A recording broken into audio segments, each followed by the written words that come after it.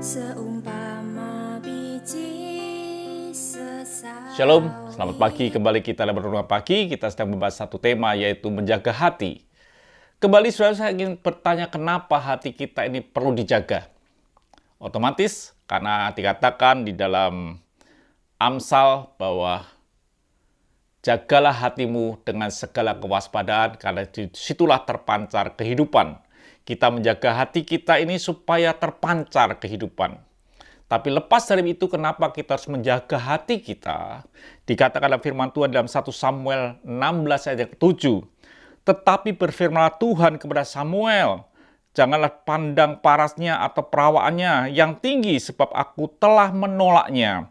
Bukan yang dilihat manusia, yang dilihat Allah. Manusia melihat apa yang di depan mata, tetapi Tuhan melihat hati. Jadi saudara sekalian, kenapa kita ini harus menjaga hati? Karena hati inilah yang dilihat oleh Tuhan. Tuhan tidak melihat casing kita yang di luar ini. Tuhan tidak melihat bagian tubuh kita cantik atau tidak, sehat atau tidak. Tidak.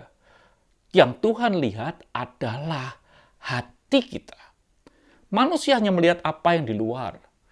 Yang bisa dilihat hari ini mungkin cantik, mungkin jelek, mungkin tinggi, mungkin pendek, dan lain sebagainya, tua, muda, dan sebagainya. Itu hanya casingnya saja. Sesuatu yang bisa menjadi serna. Sesuatu yang sudah bisa menjadi layu dalam hidup ini. Tidak ada orang bisa mempertahankan tubuh ini menjadi sehat terus sampai tua.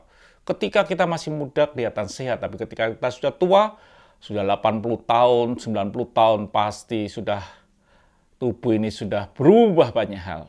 Tetapi sudah dikasih Tuhan. Tuhan tidak lihat itu. Tuhan melihat hati. Dikatakan jelas di dalam 1 Samuel 16 ayat yang ke-7. Dikatakan, bukan yang dilihat manusia, yang dilihat Allah.